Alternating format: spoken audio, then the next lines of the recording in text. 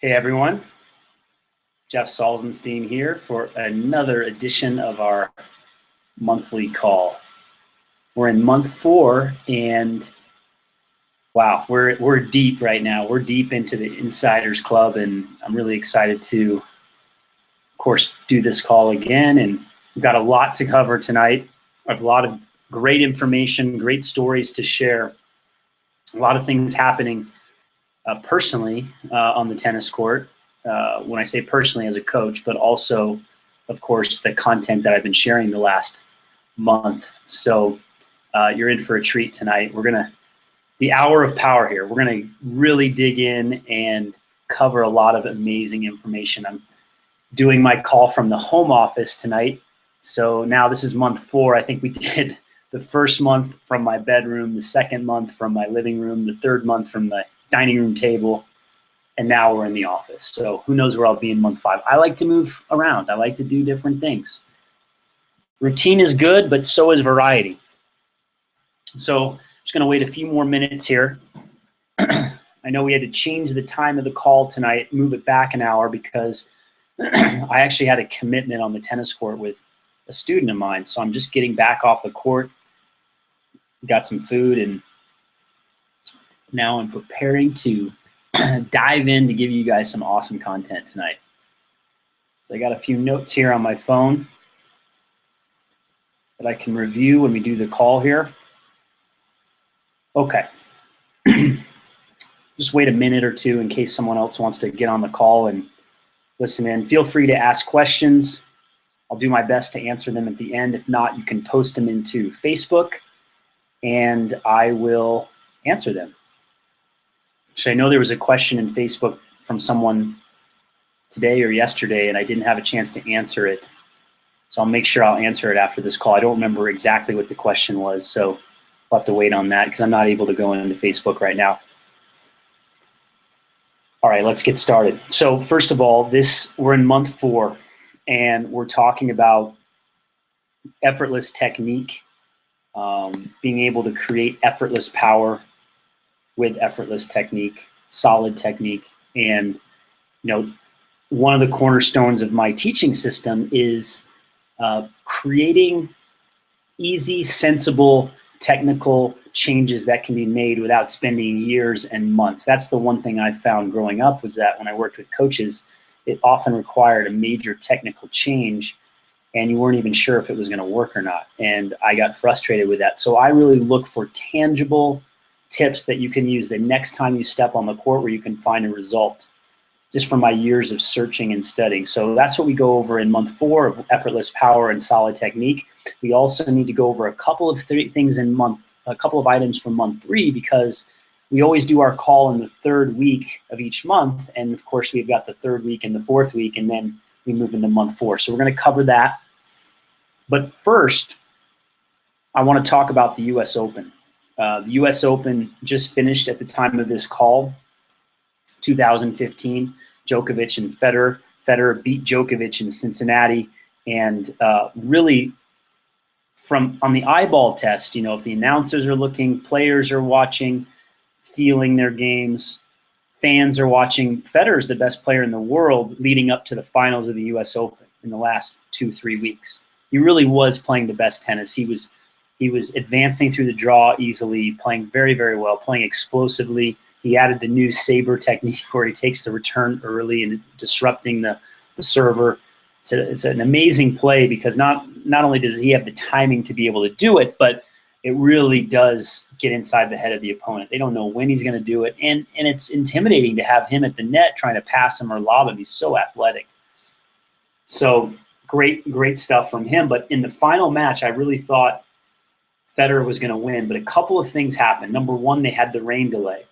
So when they came out, the court was playing slower and the conditions were heavier. Well, Federer doesn't like that. Federer wants the ball jumping high on the serve, high on the forehand. He doesn't want the ball he doesn't want to play Djokovic when the ball is bouncing lower, gives him more cracks at the ball. And so just the condition change alone changes the dynamic of that match. So advantage Djokovic because of the weather and the rain delay. The second major concept that I noticed was that well, Federer came out nervous. He was tight in the first set, so he didn't play as loose as he had been. And I attribute that to, really an older athlete knowing that he might not have many more chances to get into the finals of a Grand Slam, and just feeling that pressure of being there in that moment. And part of it is Djokovic. He's a little unsettled when he plays Djokovic because he knows Djokovic can do things against him that other players can't. So that is an unsettling feeling. But the fact that he came out tight and not playing well, really set the tone for the match. I mean, he made a comeback in the second set. He was up in the third and actually had chances to go up a break in the third. I think he flagged before him, which he never would normally miss. And I really do chalk a lot up to tightness. Now, I did a interview recently with Brad Gilbert. And Brad Gilbert did an exclusive phone interview with him. We talked for about 20 minutes about single strategy. And I asked him about that match, and he was courtside for every point. And what he said, he actually didn't think Federer got that tight. I disagree. I saw it. I saw the look on his face. It looked like tightness to me. But what he saw is he thought that Federer got tired, especially in the third and fourth sets, that Djokovic's physicality wore him out, and then that made him make choices that weren't as good. So that can happen. When you're playing a person that makes the match physical, then you can make decisions that you regret later. So I feel like that played a role, but it wasn't as big as the mental side, where deep down, Djokovic believes more than Federer. Really, that's the crux of it. He really believes. We saw this with Federer against Nadal. You kind of see that look on Federer's face when they used to play. You could just tell he wasn't sure. Just that look. There's a little bit of fear, a little bit just not quite as confident. And Djokovic, on the other hand, he's dealing with a hostile crowd. Everyone's cheering for Federer, and he has the fortitude, the strength. But I guess if you grow up in war-torn Serbia, dealing with a big crowd is nothing compared to worrying about if you're going to live to see the sun rise again the next day when there's bombs flying everywhere. There's something to be said about that survival instinct, and Djokovic has it. And 4 for 23 on break points, Federer was.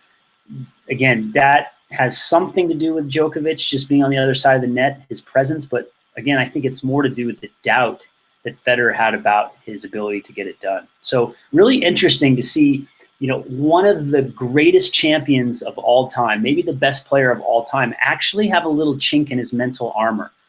I'd love to see him step that up another level, whether it's through meditation, whether it's getting a sports psychologist, whether it's just finding a way to be mentally tougher, whatever that solution is for him. I'd love for him to improve that area because he's got everything else. He has the movement, the explosiveness, the forehand, he's serving better, he's volleying better, Edberg influence. I mean, the racket, so many positive things happen, but little chink in that mental armor. I can't believe I'm saying that about Roger Federer, but I've seen it over the years. He should have won that match against Del Potro in the U.S. Open several years ago. He should have beaten Nadal several times when he did break point chances, not converting. So, Federer, you're doing a great job. You're an awesome athlete. You're probably the best player of all time. You're playing better than ever at age 34. You're an inspiration to everyone. I'd love for him to win another slam. But Djokovic, he's going to make that argument to be the best player of all time. There's no question about it. I mean, he is on a mission. 10 Grand Slams. If he wins 2 or 3 next year and 2 or 3 of the year after that, I know that's a big ask, but hey, he's won 3 Grand Slams in a year 2 times. It's amazing. Absolutely amazing. So, excuse me, I have this annoying piece of food in my mouth. I'm sorry, but I'm going to have to deal with it. I just had Lark Burger, which is a hamburger place. Let me see if I can. Okay, I got it. I'm better now. Sorry, guys. Had to do it. Okay. Next up. So in the last 5 weeks, I've had an amazing opportunity come my way. I've been working with a student since she was 10 years old. She's top 10 in the country. She signed a Division I scholarship, and I've worked on and off with her since age 10. She's 17 now. She'll be 18 in a couple of weeks at the time of this call. She was at an academy last year, and again, I've been very close to the family, very close to her. I've been a friend and mentor, but haven't always coached her. And I've watched her grow up and develop, and I've seen how her game has evolved, and always saw the ability level, just off the charts ability level. So good, such a good player. And she came back 5-6 weeks ago, said she was homesick at her academy, playing 4 or 5 hours a day, wanted to be home for her senior year, asked me if I would start working with her. Now, you know, I'm running this online business. I'm busy. I got stuff to do. And I know how much time it takes to develop a player. And I said, you know what, let me give this a try and see if I can make this work. It's not really my ideal situation because I want to focus on helping all of you online. But let me just see, because I know it's not just an hour a week. She needs more time to achieve her dreams. So we committed, where she lives an hour and 15 minutes, we committed to going 3 straight days, a couple hours a day. And we've been doing that for 5 weeks, and her improvement has been outstanding. I mean, she's jumped a level or two. She's getting stronger. She's moving better. We're improving her footwork, her techniques. I'm showing her all of my trade secrets on the court, and she can do everything that I ask her to do. And so for the first time, I had this vision of this child when she was 10. Now she's a young adult. I had this vision, man, if I had her at age 10 for 8 years, showing her all the nuances, all the tricks, all the things I've learned over the years, how good could she be? Like, could she play pro tennis? Like, I believe she could, but who knows? I don't have a track record. I've only worked on myself to become a pro. I've never developed a player from a young age to pro. And the last 5 weeks, I've just seen her. She's all in. I think because there's a trust level from age 10. She's known me for 7 years. She knows I have her best interests at heart. She knows that I care about her and want the best for her and her family. And she is part of family now. Like, that's how I look at her, and how I look at her parents is like, I'm just going to be part of their lives as long as they'll put up with me, you know? And so we've been working a couple hours a day, 3 days a week. And then she goes home for 4 days and gets time with her family, gets time to work on the skills. And it's a beautiful balance, because she's not with me 5 or 6 days a week getting burned out. She's with me just enough, but we get that concentrated time where I can really hone in the skills. And so when she came to me 5 weeks ago, her returns, she was really struggling with the returns. She didn't do well in her final national tournament of the year, or, you know, in the summer national tournament. She didn't play well. She didn't return well. She lost confidence in her backhand a little bit. So we went to work on the returns. We went to work on the fundamentals on the ground strokes, and we went to work on her mind. We've been doing so much mindset stuff. She's doing affirmations. I've got her meditating. I've got her going for walks in nature, like anything to calm her down off the court so she's calmer on the court. I say, you know, if you have a peaceful mind off the court, you can be more peaceful on the court. And so we're really retraining, rewiring her mind. And I see the growth. I see the maturity. It's so amazing. I mean, this is like I said, an unexpected celebration of me being able to share my gifts, and I get to share my gifts with you guys. And I'm so honored that you pay money to listen to me and to believe in my coaching, that it can work. I believe it works, but it's up to the student to take it and run with it. And the student is doing that. And I'm just so proud of her, and she's working really hard and really smart. So she's running every day, she's jogging, she's lifting, she's following a lifting program that I've given her. Actually, she's doing strength and mobility for tennis. You know what? She's doing strength and mobility for tennis. And the fundamentals we're working on, guess what? She's a high-level player. I am working on the same concepts that I'm working with you guys. And we're going to talk about that tonight when we get to the returns and we get to the other thing. The same concepts. So for me, the system that I teach, the methods that I teach, I can help a beginner, I can help a pro. And it's all about the fundamentals. It's all about learning how to move. It's all about learning how to think and having those easy technical tips. So I'm excited. She's got a year, 11 months before she goes to school. Let's see how good she can get. Let's follow this journey with her and see how much she can improve. She's feeling good. Her parents are feeling great. I'm feeling great. It's awesome. Okay. So those are my two stories, US Open and the student that I'm helping, which, again, what a gift just to get on the court and I feel so alive when I'm helping her. It's really awesome. Really, really a joy. And again, I can't do this full time. I can't travel on the road, or I can't do, work with several players. But this one's special, and she's going to go to college soon. So let's just give it a go. But anyway, let's get back to the Insiders Club. Let's talk about month 3.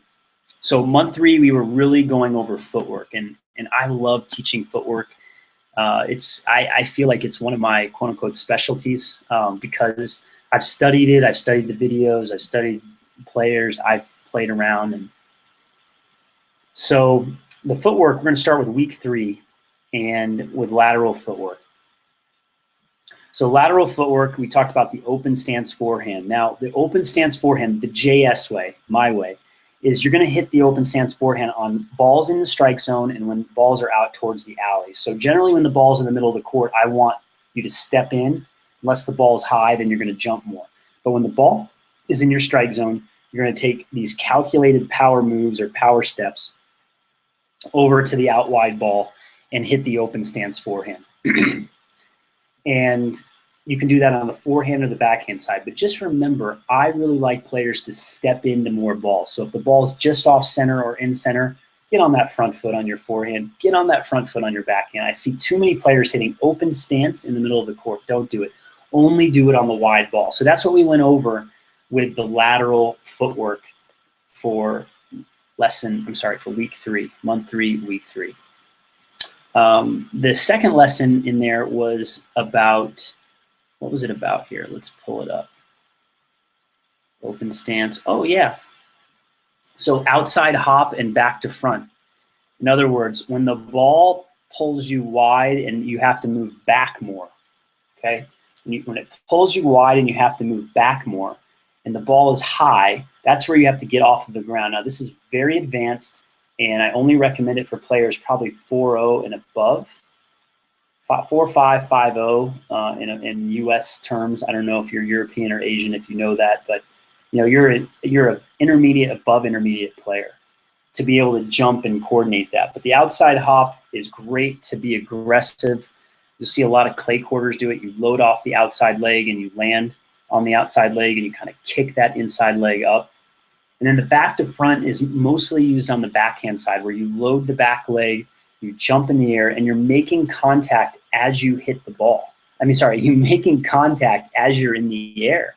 So you're actually not grounded when you hit that shot. And then you land on the front foot when you're done. So that's going to be on the backhand side. Again, these are very advanced concepts, but I figured, you know what? Let's show you how the pros are moving. Let's show you if you feel like you can try it and practice it and be better defensively, then work on it. Yeah. Month 3, week 4, transition footwork. Some of my favorite tips to teach when it comes to footwork. Get a drink of water here. So transition footwork, a lot of players don't know how to do it. A lot of coaches don't know how to teach it. It's the bottom line. And I see too many players moving up to the ball, slowing down, stopping, hitting, and then starting again, getting set, right?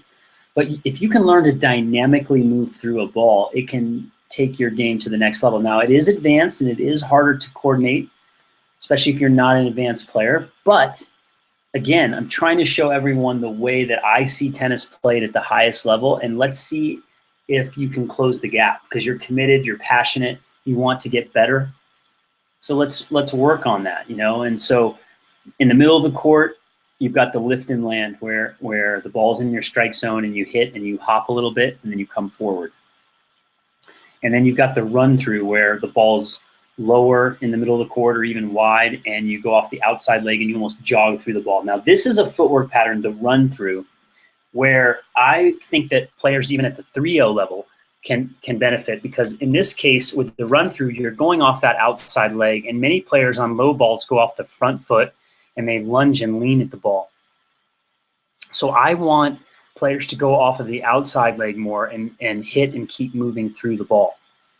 So important. Again, a 3.0 player can do this, a 3.5. It takes some coordination, but you guys can do it at lower levels. And it's probably the easiest footwork pattern to learn regardless of your level when you're especially on the forehand side. It's tougher on the backhand because a lot of players want to get on the front foot on the backhand side. Forehand, I would start with that first. But going off that outside leg and then pushing off and landing on the front foot allows you to continuously move to the net and transition. That's why it's called transition footwork. So I would really practice that. Do a lot of shadow strokes if you can. Just be aware of it.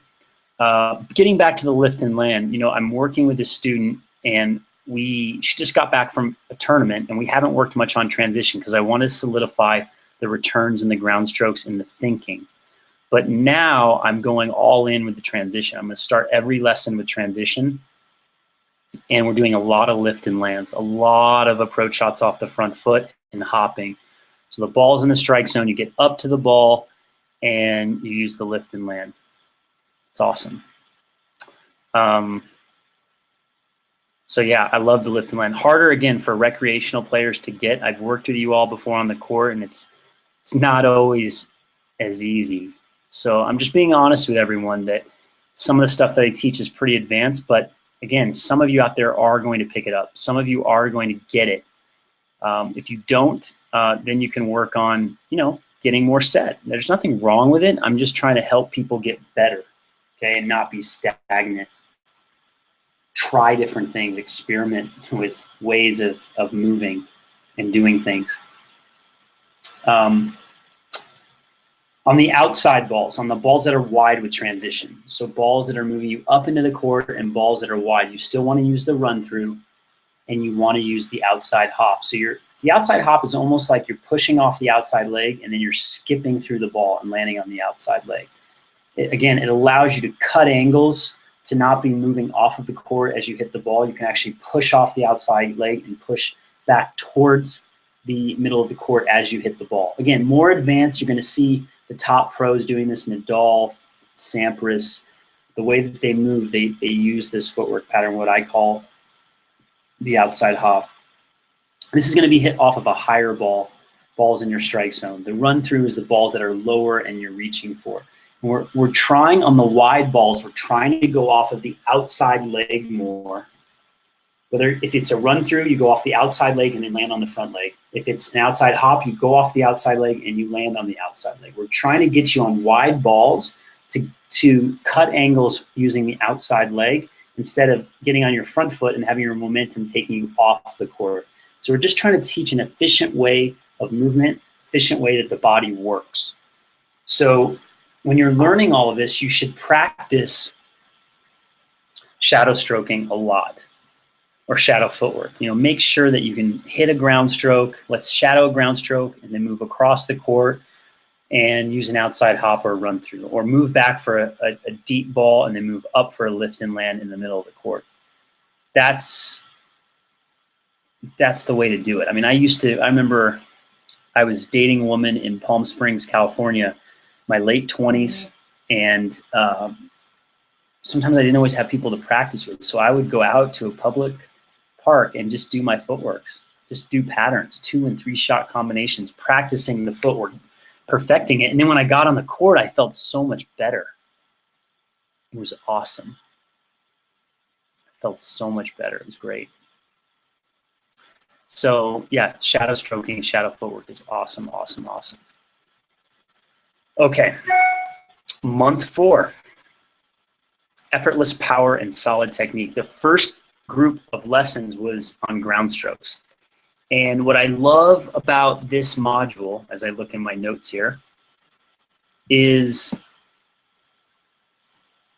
if you focus on the finish, you can fix so many things. Maybe you've heard this before. I've said it in lessons before. If you focus on the finish, you can fix so many things. It's uncanny. And I take a little heat from coaches that say, hey, the ball's already gone. Why do you need to focus on finishes? They're missing the boat, in my opinion. They're missing the boat. They're focusing on contact point. They think that the contact point is everything. It's not everything, because number one, I played at the highest level. Well, not as high as Federer, but I got to top 100 in the world. I played at the highest level, and I know when I hit my best forehands, a lot of times I focus on the finish. Not all the time, but a lot of the time. So I had a personal experience I also took lessons from Robert Lansdorp, who coached 5 number ones in the world. 5. And a couple of Sharapova, Sampras, Davenport, then Mishkina, Gimelstob, Tarango, Michael Joyce. I mean, this guy coached players, like great players, and his lessons were all about targets and finishes.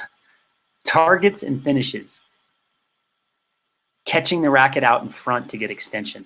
There's pictures of Pete Sampras when he's 9 years old doing this.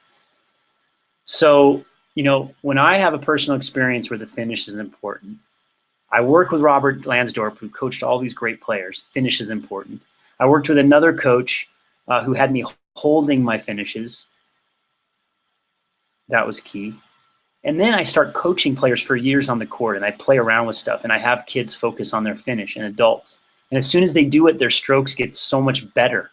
The technique improves, the quality of the shot, the consistency, the confidence. It's all better by focusing on the finish. It's amazing. The ball's already gone. I know it's confusing sometimes, but here's what I believe is happening. It's the analogy I like to use is when you set a goal in life. When you set a goal in life, you focus on the ending. Where do you want to end up? I want to be top 5. I want to be top 10. I want to win this award. I want to get straight A's. I want to own this big house. You have to be able to envision or vision the ending in order for it to manifest. Okay, not all the time, but most of the time you have to see the end goal, the end in sight, and then you work backwards. That's all I'm doing when I focus on the finish. I'm saying, okay, guys and gals, focus on the finish, have a clear picture of what the stroke should look and feel like at the end. How's my balance? Where's the racket? What's my hand feel like? What's my body feel like? Whatever cues that are going to work for you. Be aware of the finish and then work backwards. So what I feel like is, okay, if we're going to change technique and someone says, oh, it might take 6 months, I don't even know if it's going to help your backhand, I would run away fast because I want a tip that's going to work now. Okay, it doesn't have to work every time. It doesn't have to mean your game is you're going to be a pro tomorrow. But if you can have a tangible feeling that, that felt better. Maybe I should try it again. And oh my gosh, it felt better. So I really feel that if you focus on the finish, your strokes will improve. If your grip's messed up, if your first move, okay, yeah, maybe it won't improve that much, but it will improve. Because most players, especially rec players, I look around at their strokes, I see how poor their finishes are when the stroke is not right. So improve the quality of the finish. And so with the forehand, we want to work on, in my opinion, not everyone thinks this, we want to work on catching the racket. So we're focusing on catching the racket, and we want to catch that racket and relax the hands. So that's the focus. Okay, we want to make sure that at the end of the swing, we're catching the racket. Focusing on that high finish, opening the fingers at the end. So there's complete tension taken out of the hand. As most players have too much tension in the hand, so we have to practice that. It's rare that I see a player have no tension in their hands. Usually they're too tight, especially when they're nervous. So if we can train ourselves to relax the hand on the forehand side, oh my gosh, it gets smooth, it gets effortless. That's why this month is called Effortless Power. Smooth, effortless, and solid. Just open those fingers. Big, big key on the forehead. Catch the racket on the throat. Why on the throat instead of the grip? When you catch the racket on the throat of the racket, it creates more space and more extension. It's a little trick. I see a lot of coaches, not a lot, some coaches teaching catch the racket, but I see people catching it on the grip, and I think, okay, they're almost there, but you're not going to get as much extension and space, and most players get too close to the ball. So we need to create more space, more expansion, more space, more expansion, more extension, more relaxation. Those are the terms: space, extension, expansion, relaxation. If you can learn those concepts, then your forehand's going to get bigger, much bigger. Okay? So that is a huge key. So catching the racket on the forehand, commit to that. I'm doing that with a student right now. I don't make her catch it every time, but when we work on our fundamentals, this student who's, you know, top player in the country, she is extending and catching the racket. Then when she goes to hit her regular forehand, she's good to go. Next up,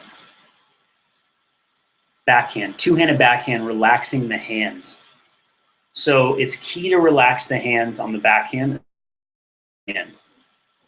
So it's key, okay? Just a minute.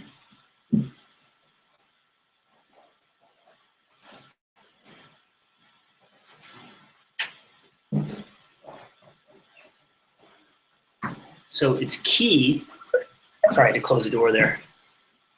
So it's key to relax the hands on the backhand. So at the end of the swing, you open up the bottom hands, and you open those fingers, and you're gonna get more pop on your backhand, more feel too.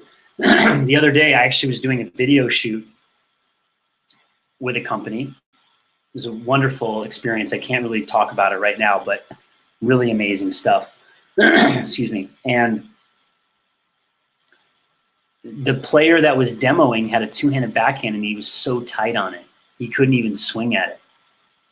And when we relaxed his bottom hand, he couldn't miss after that, literally. And that took a minute.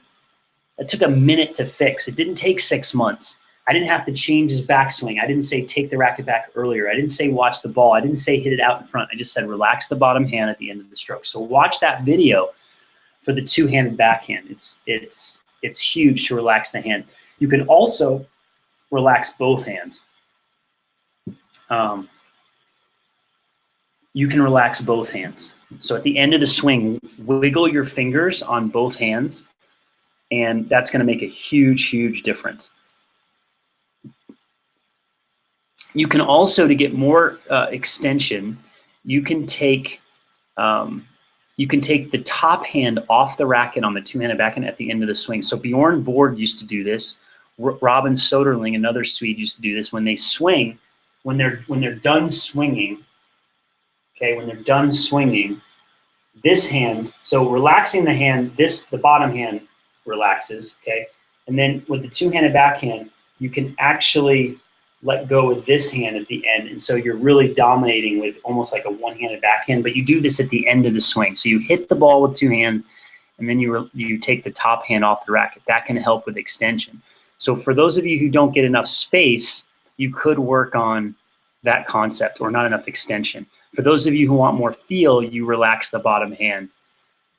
Those are two awesome tips. And in order to train this, again, you can have someone toss you balls and wiggle your fingers at the end of every swing. Really feel that. Don't rush out of that. Make sure you hold that finish with the goal of relaxing the hands. You can use a ball machine. You can even shadow stroke. That can really help a lot. One-handed backhand, it's all about the first move and having a solid finish. So let's start with the finish first, because that's kind of the theme that we're working on. And with the one-handed backhand, you've got to have a straight arm and I believe a high finish at the end. So we want space away from the body. So when you finish with a one-handed backhand, this hand is really far from the body. It's extended. We don't want a bent arm at the end. We don't want tension. We want extension. Okay? So nice high finish, nice straight arm. Hold the finish. That's going to improve the quality of your one-handed backhand. Most rec players, I rarely see the finish high enough. So if you think that you're doing it, exaggerate it more and go higher and further away from the body. Extend out as much as you can and hold it. And then hold it as you move back to the middle of the court. Awesome, awesome, awesome to do that. Now, with the first move, what I want to talk about on the one-handed backhand is I actually did a member makeover a couple of months ago, and I saw this backhand, and what I saw was a disjointed backswing. I call it a disjointed backswing because it's two parts. I see the racket go here, and then I see it drop and stop. Goes up, drops and stops, and then goes forward. So you're essentially losing all the momentum when you start here and then you stop and stop, or I'm sorry, drop and stop. you have to start back up again. So this has to be continuous. You have to get here and you have to let it flow. It has to be smooth in here. This has to be smooth. It can't be here, here, here. It's not going to work. So I saw this on the member makeover, and it's not the first time I've seen it. I've seen it on two-handed backhands as well. But what I saw with this player is they made this first move. So this is the mistake that players make when coaches or they try to copy pros or coaches tell them, hey, hit your one-handed backhand like the pros, start with a racket tip up. The problem is this player had the arm too straight, and so it was stiff in the beginning. When you make the first move, it has to be up like this. Okay, I can't tell if that looks like lefty or righty. Maybe I should do this so it looks righty. I'm not sure. But you have to have the arm bent and relaxed with the first move. You can't have it straight. Okay, so bent and relaxed, and you hold it, hold it, hold it, and then you go.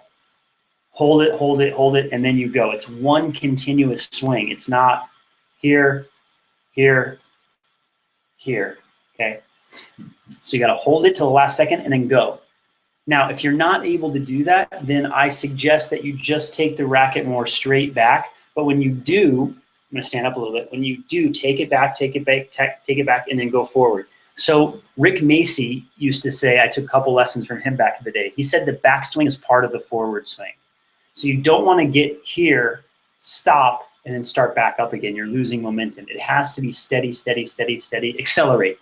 Steady, steady, smooth, smooth, smooth, smooth. Accelerate. If you can't do that, take it back and be smooth. John McEnroe has a straight take back, pretty good player. So it's not like you have to take the racket up, just like the pros. You can take it lower as long as you're smooth. So you have to decide, can I be smooth when I take the racket up? Or do I have to just take it lower and be smooth, okay? All right, let's move on to week 2, the serve. The serve, the serve, the serve. So we went over the serve in month 2, serving to target, serve and return consistency, but we didn't get into technique. And the reason why we didn't, because again, I wanted to give player a tangible result. So tangible result would be aiming to targets, and aiming to targets would be tangible right away, and then having a goal of where you're going to serve and where you're going to hit the first ball. Technique takes longer on the serve. In my opinion, it's the hardest shot to teach and to get rec players to change, especially if the grip isn't correct. So I generally don't like to mess too much with technique with adult players. I'm just going to be honest. So when an adult player says, hey, fix my serve, I'm like, okay, I can give you a couple of dog tricks like aim lower, aim higher, toss it higher, toss it more in front. But that's kind of like what all the other coaches say, right? Hit up on the ball, keep your head up. I mean, you've heard them all, right? If I really want to change someone's technique, that's a little tricky, especially for adults. You've got to be super committed, super coordinated. But I want to show you the power drills, the big payoff drills. So in week, where are we? Week 2, month 4, the first drill is the first move drill. And I see a lot of serves break down because the first move isn't correct. So make sure that you practice the first move drill. If you watch that lesson, you'll see how I put Simon up against the back fence and he makes a subtle first move. And there's some subtleties in that lesson where, you know, when you toss the ball, what do you do with your head? How much do you turn? How much do you bring the racket up? You know, all that to be considered. But if you use the fence as a guide, it can really help you. It can really help you a lot. But that's a great starting point because I feel like, yes, I focus on the finish, but in the case of the serve, well, in all strokes, the start's important. It's probably almost as important as the finish. But I like to start with the finish with ground strokes just to give someone the feeling for the end, the bounce point and what the racket does. But after that, we go to the first move or the start. And with a serve, the first move is probably bigger than anything else because if you bring the racket right up away or you go down together, up together, you're already cooked. You're done. The serve motion is going to break down. It's going to break down. So first move drill. Get that first move. Get the racket face When you turn, get the racket face facing the back fence, or I should say the racket strings, the back of the strings, back of the hand. A lot of people like open up too early, stuff like that, okay? Get your balance point right with your feet. And then when you get that, you can move up to the baseline and try it out. And it's just a subtle move, you know, like 6 inches, 12 inches. You're not making a major move with this drill. You just want to get the feeling of what that first move is like. So in the next lesson in that week, we talk about slow go. And slow go means you're going to lead with the tossing hand more. You don't want to bring the arms up together. When you bring the arms up together, then there's a tendency for the elbow to drop in or the elbow to stay up. Normally, elbow drops in.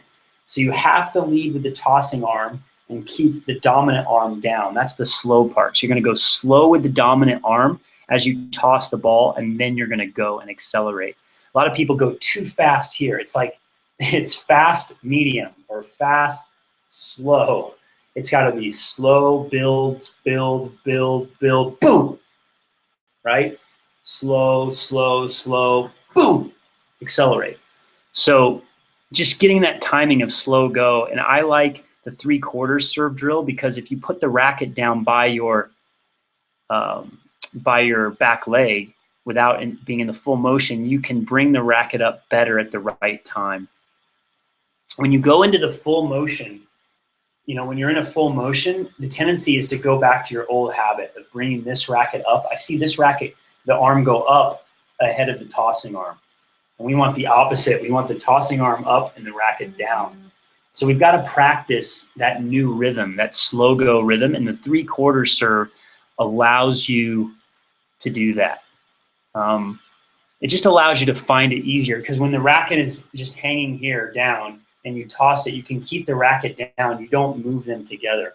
So that's a great little tip that can help you. And then finally, in that week, we talk about continuous swings. And if you want to improve your rhythm, rhythm is a dancer, rhythm is a server, you want to practice continuous swings. I do this with all my players, regardless of their level, to get their motion to have more rhythm. I'm actually working with a 12-year-old boy right now, much more sporadically than this other student, but we're really hitting the serve. The serve is not natural for him. And we're doing continuous swings in every lesson. So again, this kid's #1 in the section, 40 in the country. He's a good little player. And he's got great ground strokes, great anticipation, good kid, learns, but the serve is harder for him. We just do continuous swings for a half an hour every lesson. You know, I do the same drills with the top players that I would do with a rec player. It's no different. That's what makes this method and this training so beautiful is that it's universal. It's how the body's supposed to work.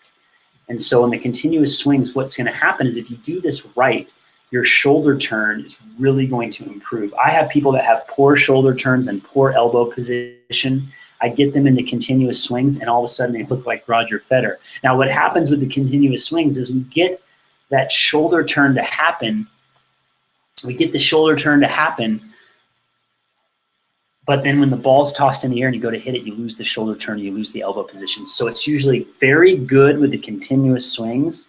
I see what the potential is. I see how a player could serve, but when that ball goes up in the air, it usually does not mimic the continuous swing. So that takes a lot of getting used to, is using the continuous swings and then being able to, when you go to hit the ball, have the same feeling. Because when the ball goes in the air and you want to hit it, you want to go back to the old feeling. That takes a tremendous amount of courage and commitment and focus to be able to do that. And I suggest that players serve into the back fence. So 2 continuous swings and then you hit the ball. You're probably going to have to get someone to videotape it so you can watch it, because most people can't feel if they're doing the swing the same as their continuous swings with the shadow strokes. But I do feel if you keep swinging a certain way over time, it will get a little more natural or a lot more natural depending on who you are. So continuous swings are awesome to commit to. Okay, let's dig into the returns before we go tonight. And this is week 3, month 4. So next week we'll talk about, we're going to actually go over volleys and overheads next week. But when we do the month 5 call, I'll review returns again, and I'll review volleys and overheads. But the return is, I went over in the first lesson, I went over the forehand return, and similar to the ground stroke, we want to catch the racket and even sometimes relax the hand. But the key is catching and holding, because I feel like players' returns break down because they don't have a stable finish. So what I would do in big matches is, before the point, I would actually tell myself, okay, catch the racket on the forehand. That was my swing thought. I know it's crazy. Not everyone does it. Not every pro does it. It just worked for me, and I've seen it work for students. If it doesn't work, then I have them adjust. But I really feel it can work. It's funny. Just the other day, after we released these lessons, I saw a message on Facebook. Hey, went out and tried your return tips. They really work. I was like, of course they work. Like, why would I give you guys stuff that doesn't work? Like, I'm not going to bluff you guys. I'm going to give you the real truth. Okay. I'm not going to give you some cookie cutter tips just to, I don't know, make everybody happy. I'm going to actually tell you guys what has worked for me in the biggest tournaments of my life, when I needed to put bread on the table, make some money, pay the bills. This is things I focused on. Now, does Federer focus on catching the racket on his return? Probably not. So I'm not saying this is for everyone. I'm just trying to be the bridge to what I see on the tour, what I've learned from coaches. How can I pass this along and get people the fastest results? So catching the racket on the return is absolutely paramount on the forehand side. Catching it closer to the throat is good. Catching it high is good with the hands in front. All of that will help extension, spacing, everything we talked about with the forehand. And then just make sure you're aiming middle or cross court so you're not missing that ball wide. Now, on the return, especially when the serve comes faster, you want to practice a concept called the power block. Okay, the power block. And the power block is, I learned this from a coach in Atlanta, Terry Baskin, by the way. He coached Ginepri. He coached, got to 14 in the world, semis of the Open. Brian Behaley got to 60 in the world. Number of other kids. I mean, really, really good developmental coach. And I went to visit him, and he showed me this power block, and it really changed, really improved the way that I hit my returns. And on the forehand side, you want to think about catching the racket as soon as you make contact with the ball. So the racket will go forward in front of contact, but if you catch it sooner, or if you think of catching it, you'll catch it, out in front. So the idea is, think of making contact and then catching the racket. Because of all that acceleration, the racket does go more forward than at contact. Now on the backhand side, it's even more important to do the power. Well, not more important, but it is important to do the power block. And again, two-handed backhand, just make contact, stop the racket. So I'm going to swing, boom, stop, hands in front. I'm not going to go over the shoulder on the return. Now, if the ball comes slow and you have time, over the shoulder, perfectly fine. Over the shoulder, relax the hand, it takes tension out of the body. But when that ball's coming fast, power block. Power block. You can just rip returns. Make sure, watch how I finish here. See how my head is tilted, my chin is on my shoulder? You don't want to hit and rotate your head. You want to keep your head here. You can see my shoulders are a little bit tilted. That's a great position, especially when the ball's in the strike zone. When the ball gets up high, then you got to cover the ball more. But when the ball's in your strike zone, boom, power block, hands in front. Amazing tip. You'll be hitting lasers in no time. Make sure you're aiming past the baseline. You don't want to be missing these returns in the net.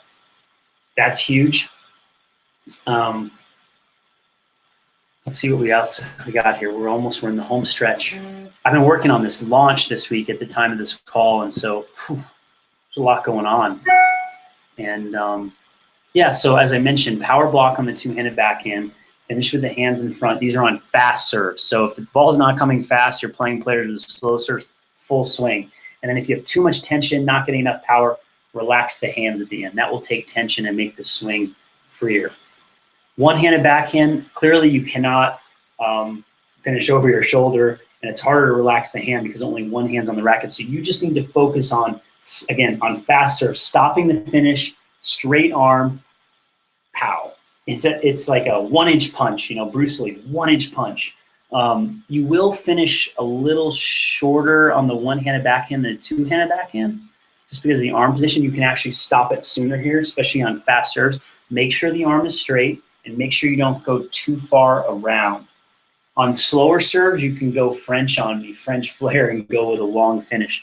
But return of serve is supposed to be compact. So what's interesting is that when people talk about technique and improving return technique, they talk about a short backswing. Keep the backswing short.